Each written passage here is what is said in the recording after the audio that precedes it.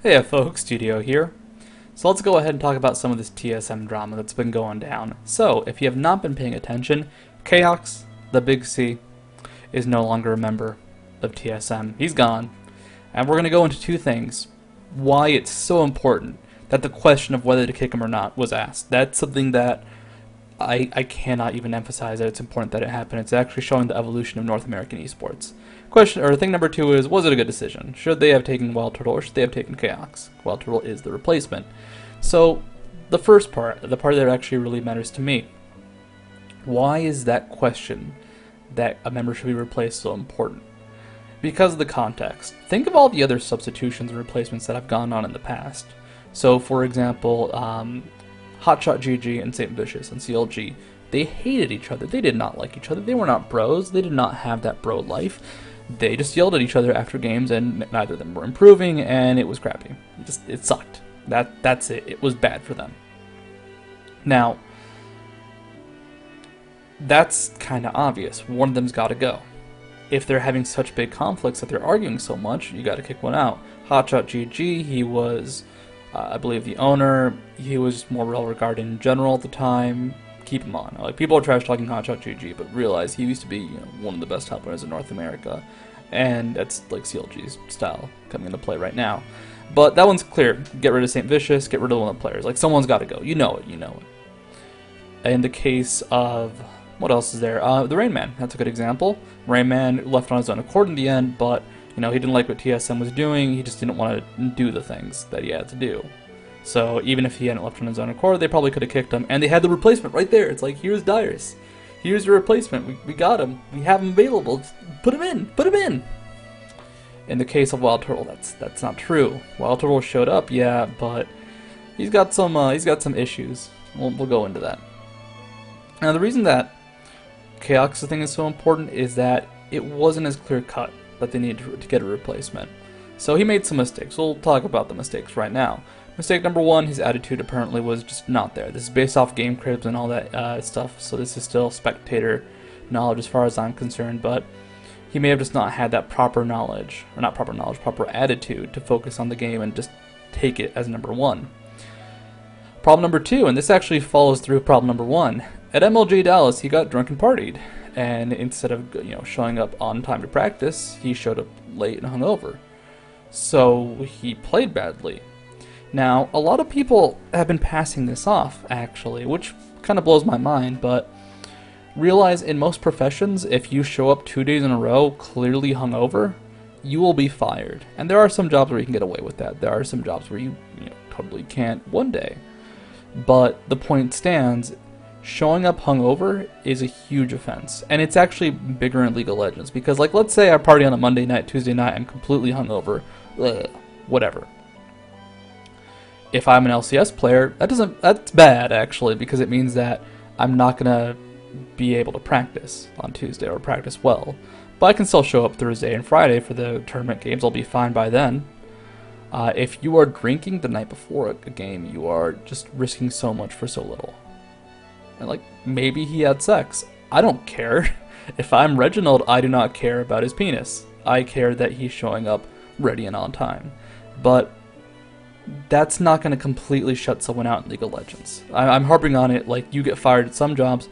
League of Legends, there are so few replacements that, alright, maybe if they had Wild Turtle living at the house playing and streaming all the time, maybe. But it wasn't clear cut with Wild Turtle. And the third problem was that Reginald and Chaox weren't getting along together. Okay, that's a problem. They're both trying to call shots, they were both trying to do their thing, but it was kind of leadership clashing, but not to the point that St. Vicious and Hotshot were. St. Vicious and Hotshot, you'd think they were arch nemesis that had killed each other's parents at some point. Now, why it's so important is because you had these things. These are problems. These are not good things that are going on with Chaox and the team. And it's very easy to sweep something under the rug. Think about other teams. If they have a problem, they'll just kind of let it sit there, or go for the easier solution. This time, the easy solution was, let's Chaox stay on the team, tell him his problems, and just hope he fixes them. I'm assuming they'd already approached him about some of the issues. For MLG Dallas, he was not apologetic at all, I think was a problem. He just did not show remorse for doing stuff wrong. So it was going to be a bigger issue than just saying fix it, fix it. It was going to be something longer than that and more long term. So what I like so much that they brought in Wild Turtle, at least just a substitute for that week, is that they asked that question. They didn't go for the easy solution. They didn't just say, Chaox, fix it. If not, something bad might happen at mid-season, whatever. No, they don't have the time to do that. They don't have the time to not ask a big question like that. And realize that we're almost at mid-season. I think we're at week 6. TSM, they're in 3rd place right now, and they're definitely in a good position to possibly get top 2. They may not. They're still in 3rd, so that's not the best position. The best position would be in 1st. But it's still very, very possible for them to get top 2. So they're doing what's best for the team. Now, as a fan, as a spectator, you may not like it. You may have preferred Chaox. You may have loved Chaox. You know, been the biggest fangirl, been that one fangirl. Or fanboy. It's okay. But it doesn't really matter in the end. What really matters for the team is that they win. They could just sit on their asses and make money.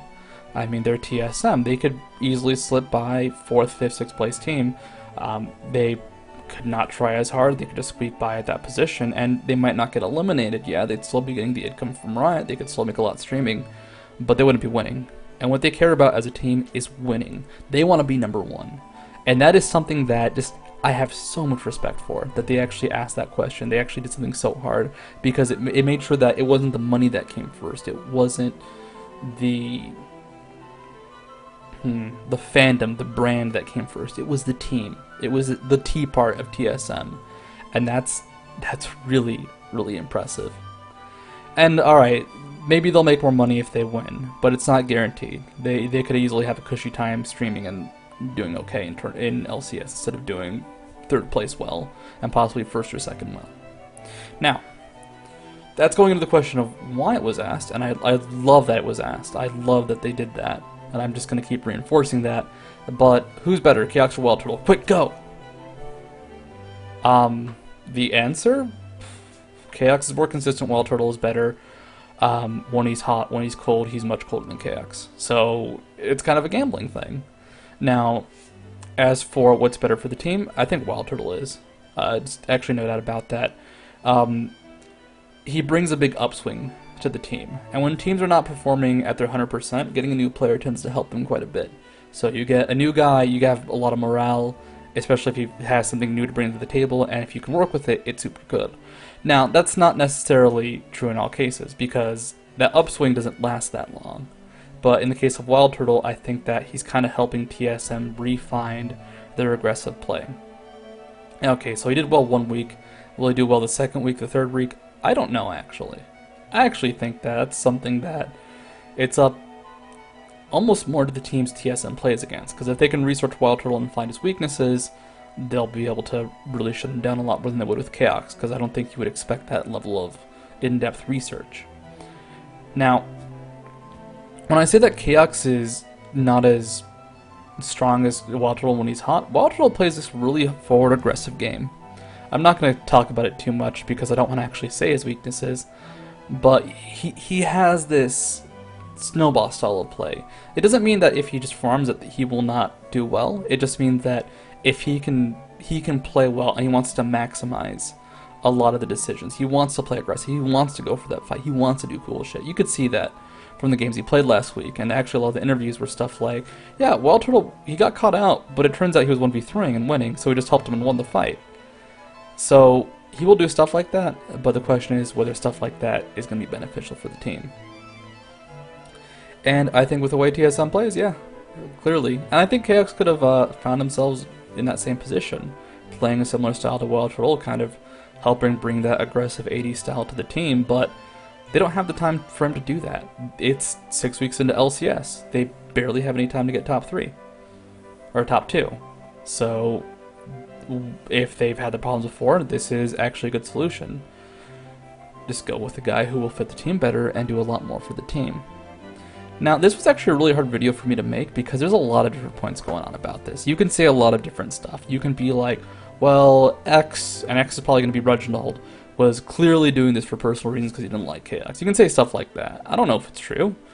You don't know if it's true. You can guess it, you can assume it, but I can assume a lot of things, and it doesn't mean it's true necessarily. So that's why I'm just Not going into that. Wow. My screen actually, went black because I was talking for too long. That's kind of funny. And actually, oh yeah, it's because I always have League of Legends on when I do these, so that's not normally a problem.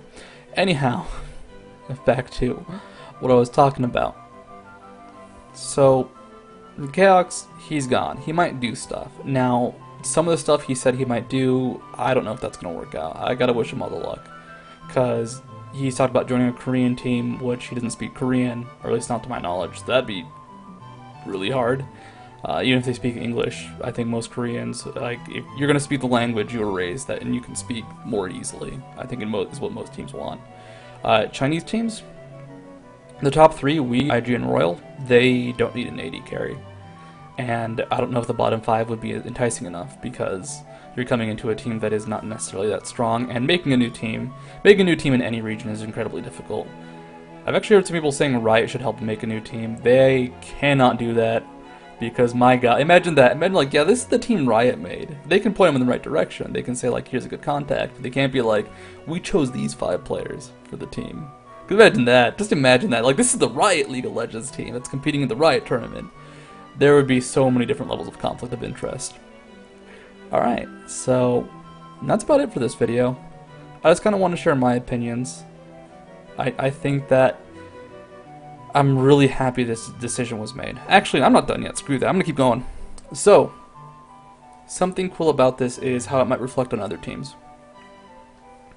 Curse, they have been less in the limelight lately. Like, people have been talking about how they're winning, but a lot of it is that they changed their attitude. And I think a lot of it is specifically in thanks to Liquid 112, their manager. But clearly, like, they've started to become a team where what they're doing is a job that they want to excel at. And like, they're still playing the game, they're still playing and having fun, but now this is no longer just goof around, have fun, do what's easy. It's be number one, be the best. And Curse still has a long way to go in terms of skill. Dignitas has actually done the same thing too. I think they always kind of had it going on, but now that they're actually doing a lot more live events consistently, it's really coming into play as well. TSM, CLG, they're starting to look towards it, and it's becoming this trend. Take it more seriously. I think actually I'm going to harp on CLG for a second. You can kind of see some of the problems they had with seriousness, with Locodoco and Afromu joining the team. I think Locodoco is an obvious one. They just went with a guy who looked good. It's like, let's do it. He's a good player. We can roll with it. And they did not invest quite as much time. Afromu, he's doing okay right now, but you can see that he had a lot of trouble adjusting to the position as support. So they're, I think, realizing just the seriousness of the game and how they have to play it. But that's all for now. I enjoyed making this video. Hopefully you guys liked it too. And yeah, adios folks.